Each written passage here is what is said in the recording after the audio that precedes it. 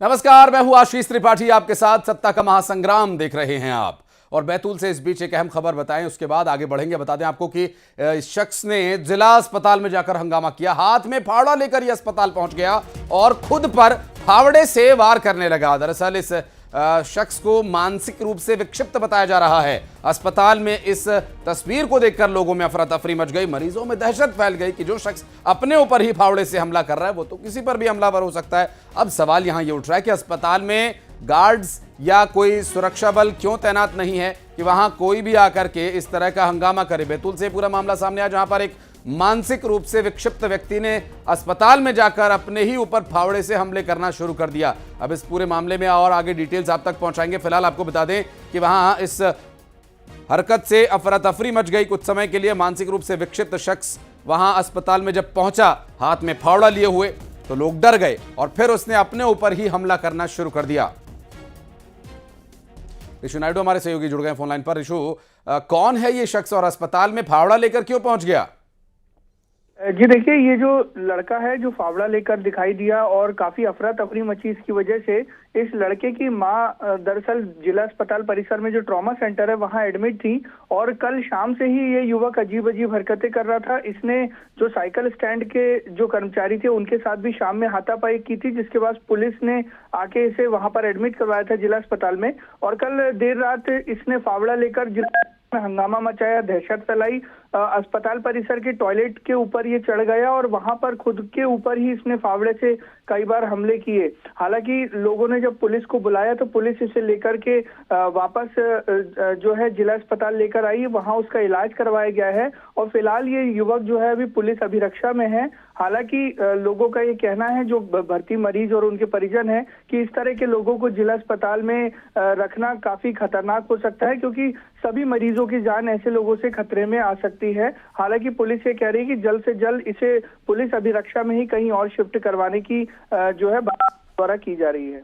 लेकिन ऋषु, अस्पताल में कोई गार्ड, कोई सुरक्षा बल कुछ नहीं था जो यहां पर इस तरह से फावड़ा लेकर एक शख्स घुस जा रहा है, लोगों को धमका रहा है?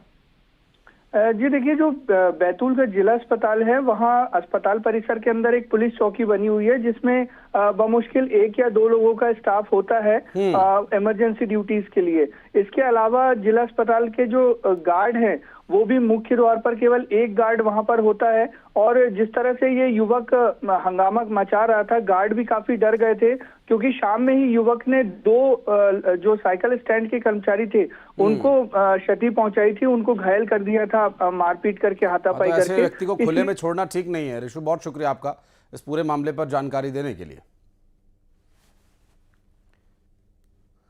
और चलिए अब धार चलते हैं, जहां भोजशाला में सर्वे का आज 9वां दिन है। आर्कियोलॉजिकल सर्वे ऑफ इंडिया की टीम भोजशाला में सर्वे करने पहुंची है और खुदाई, मेजरमेंट, मैपिंग, स्कैनिंग का काम लगातार जारी है, जहां हिंदू और मुस्लिम पक्ष दोनों ही मौजूद हैं। रंग पंचमी के चलते भारी संख्या में यहां पर पुलिस बल तैनात किया गया ताकि किसी तरह की कोई अव्यवस्था न हो।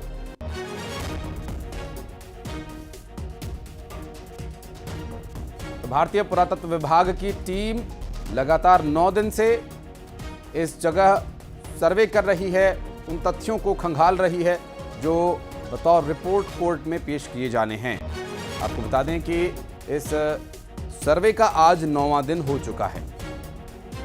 धार भोजशाला में वैज्ञानिक तरीके से सर्वे जारी है। हिंदू पक्षकार के मुताबिक भोजशाला कोई मिस्ट्री नहीं है, राजा भोज ने ही ये भोजशाला बनवाई। सभी को रंग पंचमी की बहुत बहुत बधाई।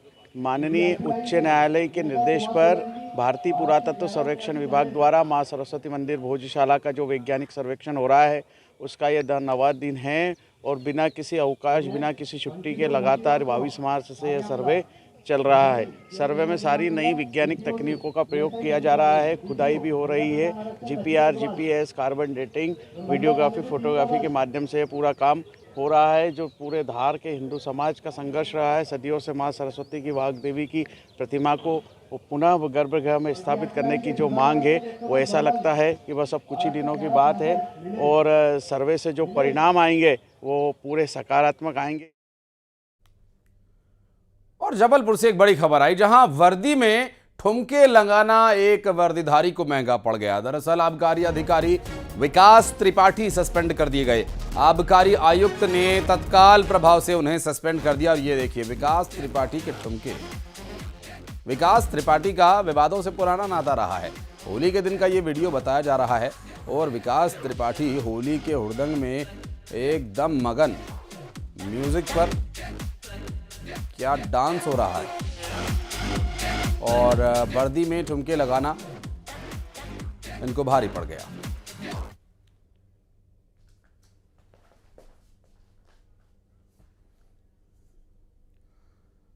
और विदिशा लोकसभा सीट से बीजेपी प्रत्याशी शिवराज सिंह चौहान के बेटे कार्तिकेय चौहान अपने पिता की चुनावी कमान संभाल रहे हैं। और इसी क्रम में कार्तिकेय चौहान विदिशा लोकसभा अंतर्गत आने वाले इछावर विधानसभा पहुंचे, जहां उन्होंने बीजेपी कार्यकर्ताओं के साथ होली खेली और लोगों से अपने पिता के पक्ष में वोट किए जाने की उन्होंने अपील की है।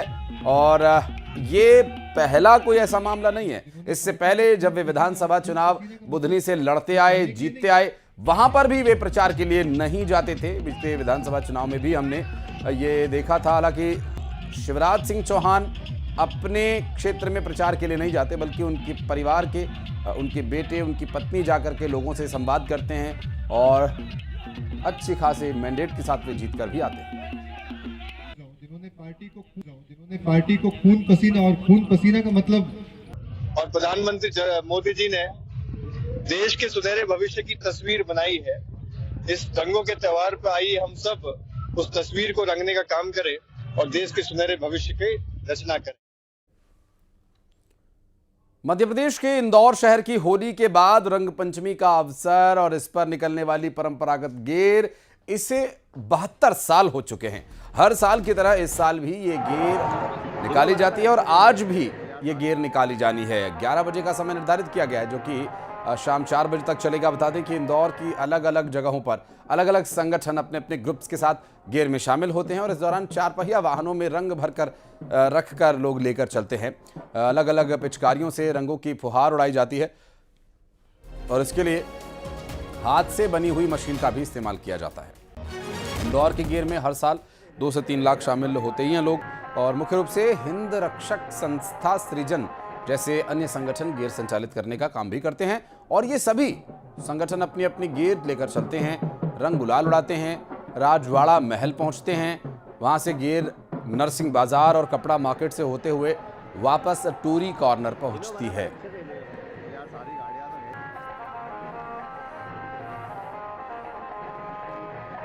इंदौर कलेक्टर आशीष सिंह सर इस वक्त हमारे साथ मौजूद हैं। सर, इस बार रंग पंचमी में क्या कुछ बदलाव किए गए थे? देखिए, रंग पंचमी को लेके सारी व्यवस्थाएं पूर्ण हो गई हैं। बड़ी संख्या में जनसमुदाय यहाँ पर भागीदार बनने के लिए आया है। मैं बहुत बहुत शुभकामनाएं सभी को देता हूँ। यूनेस्को में स्थान दिलाने के लिए हम लोग लगातार प्रयासरत हैं। एक नई पहल यहाँ पर छतों के एडवांस बुकिंग की हम लोगों ने कराई है। इसके अलावा सेफ्टी सिक्योरिटी के जितने इंतजाम होते हैं तो उनमें काफी वृद्धि करी गई है।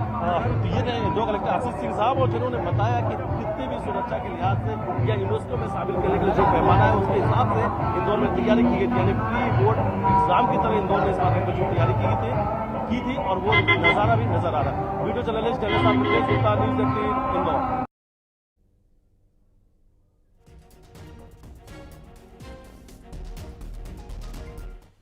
तो आज है पंचमी तिथि और ये पंचमी तिथि रंग पंचमी के नाम से इंदौर में मनाई जा रही है। मिथिलेश के पास चलेंगे। हमारे सहयोगी मिथिलेश हमारे साथ जुड़ गए हैं। पहले एक बार मिथिलेश को देख लें। मिथिलेश आपको आपकी आवाज से ही पहचान पाऊंगा, शक्ल तो आपकी पहचान में ही नहीं आ रही। हाँ, बिल्कुल सही कहा आपने कि शकल पहचान में नहीं आएगी। अब आप आवाज से पहचान सकते हैं और राजवाड़ा पे अब जो भी लोग यहाँ पे मौजूद हैं, लोग उनकी आवाज से उन्हें पहचान पाएंगे, चेहरे से नहीं। चलिए सबसे पहले एक तस्वीर मैं आपको दिखाता हूँ। तब ये तस्वीर आप देखिए, 11 बजे का समय है और आप इस हुजूम से समझ सकते हैं कि राजवाड़ा पे इस वक्त क्या कुछ चल रहा होगा। इन तस्वीरों से समझा जा सकता है। और ये त्यौहार अपने आप में बड़ा क्यों हो जाता है, क्योंकि इस तस्वीर में अगर आप देखेंगे, बच्चे, बुजुर्ग, महिलाएं और जो लड़कियां हैं और यूथ पूरा नजर आएगा आपको। यानी हर वर्ग के लोग यहाँ पर आते हैं और एक साथ होली का त्यौहार मनाते हैं। दूसरी तरफ ये देखिए, एक तस्वीर मैं आपको दिखा रहा हूँ, अगर दूसरी तरफ हम जाएंगे तो आप देखेंगे दूसरी तरफ के लोग साफा पहनकर लोग यहाँ पे पहुंचे, इनसे बातचीत करेंगे। साफा पहन के पूरा ग्रुप आया आपका? हाँ, पूरा ग्रुप। आधे लोग नागपुर से आए हैं। नागपुर से आए? हाँ, स्पेशली गेर के लिए। गेर के लिए? हाँ। तो गेर में शामिल होने कितना क्रेज था? बहुत ज्यादा क्रेज दिख रहा है ना, सब नागपुर से आए हैं। आधे से नागपुर से? हाँ, नागपुर से हम लोग यहाँ पे बहुत। कब पहुंचे आप लोग? हम लोग आए कल गेर के लिए स्पेशली। अच्छा, हाँ। कितने लोग ग्रुप आप लोग का आया? 15 लोगों का ग्रुप। 15 लोगों का ग्रुप आया हम हर साल ऐसे ही आते हैं, अलग अलग। देखिए, 15 लोगों का ग्रुप नागपुर से आया है और आज सुबह से जब हम यहाँ पे मौजूद हैं, राजस्थान, गुजरात, उत्तर प्रदेश, महाराष्ट्र और सिर्फ भारत के अलग अलग राज्य नहीं। और मैं फिर लौटूंगा आपके पास। अब सीधा लिए चलते हैं राष्ट्रपति भवन, जहां पर इस वक्त पद्म पुरस्कारों का वितरण किया जा रहा है। तस्वीरों में देख सकते हैं राष्ट्रपति भवन से तस्वीर।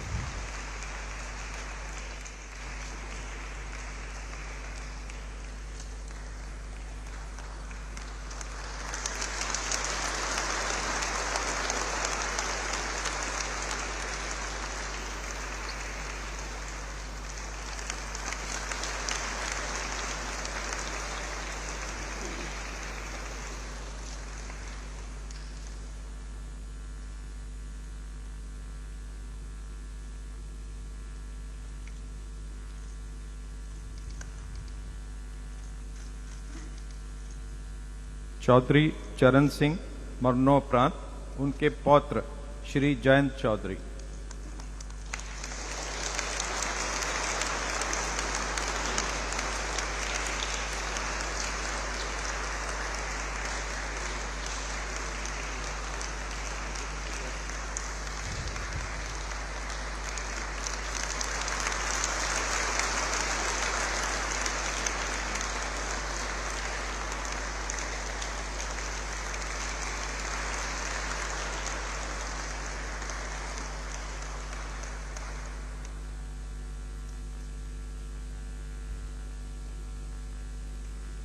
डॉक्टर मनकोम्बु सांबशिवन स्वामीनाथन मरणोपरांत उनकी पुत्री डॉक्टर नित्या राव।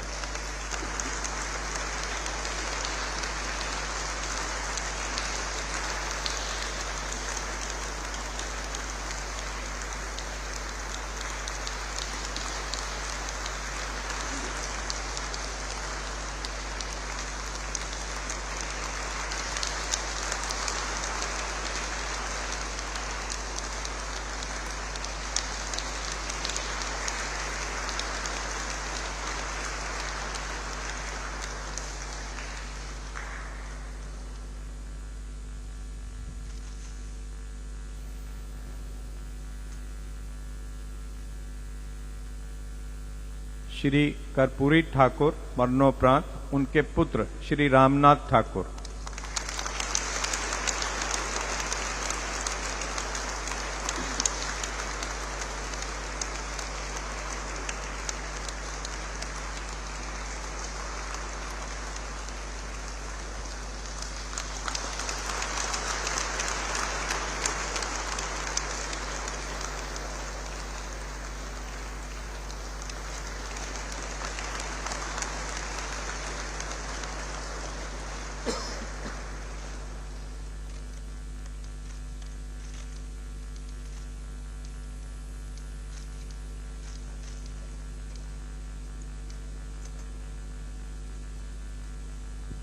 राष्ट्रपति महोदय, आपकी आज्ञा हो तो अलंकरण समारोह की कार्यवाही समाप्त की जाए। धन्यवाद।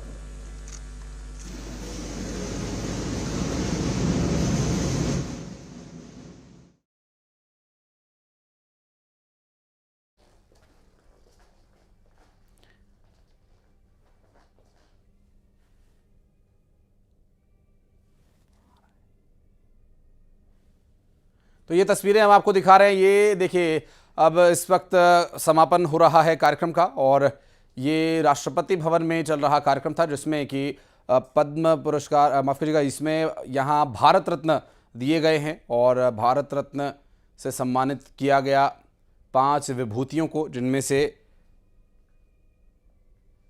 4 मरणोपरांत हैं।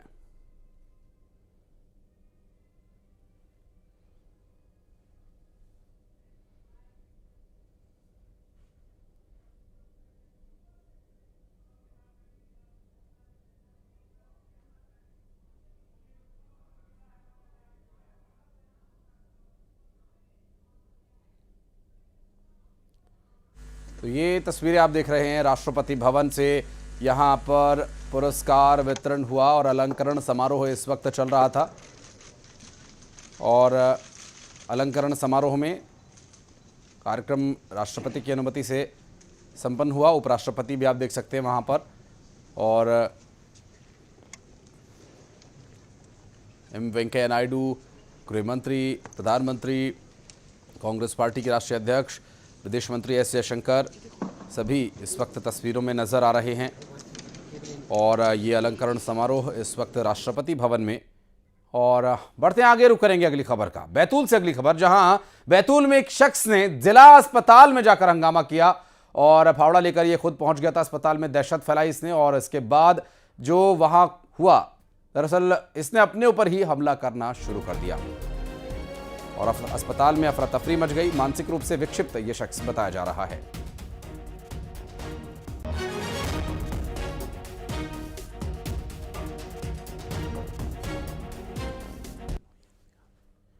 तो तस्वीरें सामने आ चुकी हैं इसकी। ये शख्स दरअसल अस्पताल में फावड़ा लेकर पहुंच गया था और सिक्योरिटी गार्ड को इसने धमकाया और अपनी जान बचाकर सिक्योरिटी गार्ड भी वहां से भागने की कोशिश कर रहा था। हालांकि बाद में जब और लोग इकट्ठा हुए, इसे कुछ देर के लिए शांत हुआ, तब कहीं जाकर इसके हाथ से फावड़ा लिया गया। ये शख्स जो फावड़ा लेकर ही पहुंच गया था अस्पताल में और हंगामा करने लगा।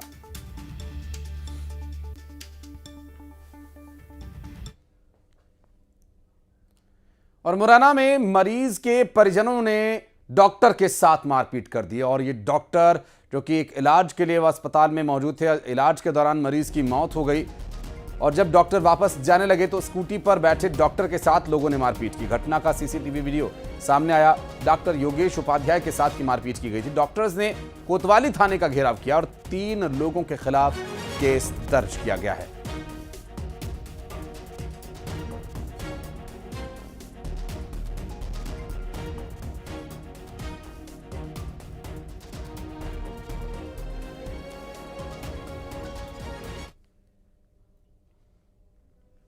कला क्या है, हुनर क्या होता है, चलिए आज आपको इसकी एक जीती जागती मिसाल इस बच्ची के रूप में दिखाते हैं जिसका नाम है खुशी, जो दरअसल जन्म से ही दिव्यांग हैं। उसके हाथ नहीं है, फिर भी ऐसी पेंटिंग बनाती है कि आप देखकर उसके कायल हो जाएंगे।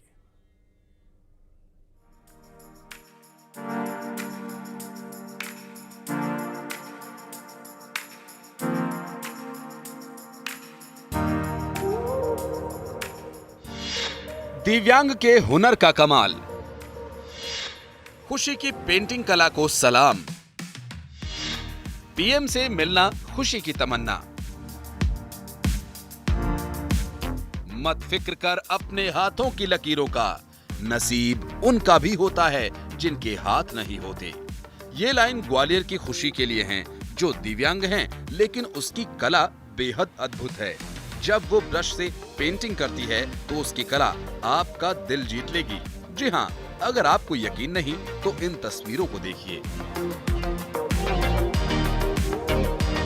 कैसे खुशी पेंटिंग बना रही है। हाथ नहीं है लेकिन मुंह में ब्रश दबाकर वो कलाकारी करती है। मुझे चिंता रहती थी क्योंकि एक तो बेटी है, तो इसके साथ में और बच्चे जैसे नॉर्मल हैं तो उनको देखते हुए मुझे इसकी बहुत चिंता रहती थी। जैसे जैसे ये बड़ी हुई है, 8-9 साल की थी, तब से इसने, क्योंकि इसकी छोटी सिस्टर थी वो ड्राइंग करती थी, पढ़ती थी, तो इसको भी थोड़ा उसकी रुचि हुई और इसने ड्राइंग जब की है तो इसकी जब कला धीरे धीरे निखार के आई थी तो मुझे यकीन हो गया अपनी बेटी पे कि ज़रूर बड़े होकर कुछ ना कुछ करेगी। खुशी जन्म से ही दिव्यांग है। अक्सर वो तनाव में रहा करती थी, लेकिन पेंटिंग के हुनर ने उसे अलग पहचान दी है। खुशी का कहना है कि दिव्यांगता शारीरिक नहीं, मानसिक बीमारी होती है। कि अब मानसिक से हाथ पैरों से विकलांग नहीं होते, मानसिक मतलब दिमाग से होते हैं। अगर आप कोशिश करते हैं, जो आपकी कला है उस कला को आप निखारें तो आप एक दिन बहुत आगे जा सकते हैं। पेंटिंग के जरिए अपने हुनर से सबको दीवाना बनाने वाली खुशी की एक तमन्ना है। खुशी प्रधानमंत्री नरेंद्र मोदी को उनकी बनी हुई पेंटिंग भेंट करना चाहती है। जैसे मैंने पेंटिंग कई तरीके की है, जैसे मैंने मोदी जी की भी की है और मेरा सपना यही है कि मैं मोदी जी को उनकी पेंटिंग भेंट करूँ। उन्होंने देश के लिए इतना बहुत कुछ किया, उन्होंने देश की बेटियों के लिए भी बहुत कुछ अच्छा किया। खुशी की मां आरती का कहना है कि ग्वालियर में प्रधानमंत्री के दौरे के दौरान उनसे भेंट करने का प्रयास किया, लेकिन मुलाकात हो नहीं पाई। परिवार को उम्मीद है कि बेटी खुशी की पेंटिंग एक दिन प्रधानमंत्री नरेंद्र मोदी के पास जरूर पहुंचेगी।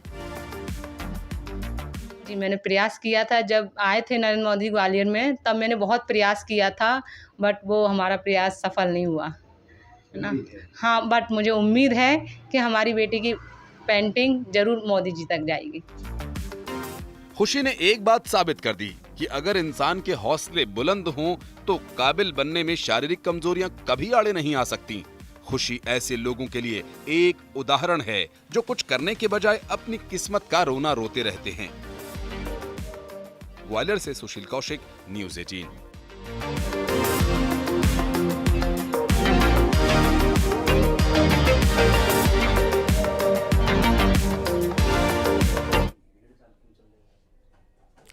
और चलिए बढ़ते हैं आगे। अब चुनाव की 24 बड़ी खबरों पर नजर डालते हैं। रायपुर में